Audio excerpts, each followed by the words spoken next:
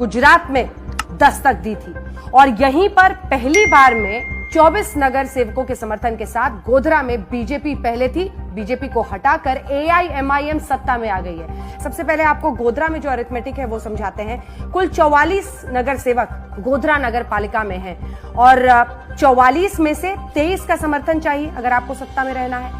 सिर्फ 7 एआईएमआईएम के नगर सेवक चुनकर आए। हालांकि उन्होंने चुनावी मैदान में उतारे ही कम थे, 8 उन्होंने उतारे थे इस बार, 8 जगहों पर वो चुनावी मैदान में थे नगर पालिका में, लेकिन उनमें से 7 जीत गए।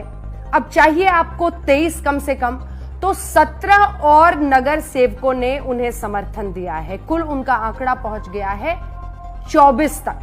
लेकिन सबसे दिलचस्प बात इस पूरी कहानी में यह है कि जो 17 नगर सेवकों ने समर्थन दिया है उनमें से 5 हिंदू भी हैं। ये इसलिए दिलचस्प बात है क्योंकि देखिए, असदुद्दीन ओवैसी हैदराबाद के सांसद हैं और वो अपनी मुस्लिम पॉलिटिक्स के लिए जाने जाते हैं। कहा जाता है कि वो बीजेपी की बी टीम है, उनकी वजह से ध्रुवीकरण होता है, दोनों को ही बीजेपी और एआईएमआईएम को फायदा होता है।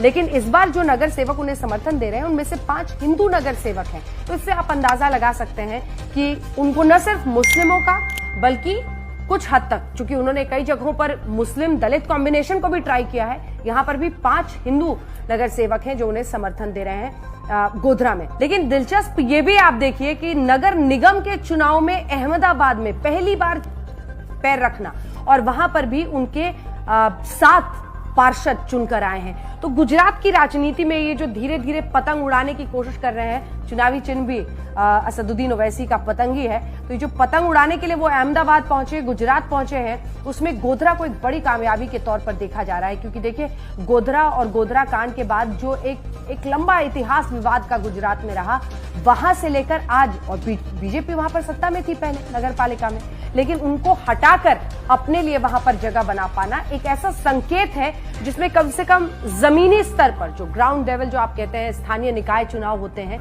उस स्तर पर तो कम से कम असदुद्दीन ओवैसी ने अपना पैर अटका दिया है। लेकिन कांग्रेस जिस तरह से वो अपनी स्ट्रैटेजी बना सकती है, क्या उसमें वो कहीं चूक जा रही है, उनके लिए भी आईना है, वहीं बीजेपी के लिए भी।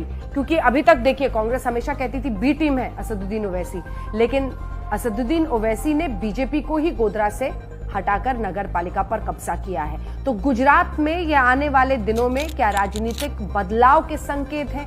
क्या वाकई एआईएमआईएम वहां पर जाकर अपने पैर पसार पाएगी? अभी कहना जल्दबाजी होगी, लेकिन एक दस्तक तो जरूर।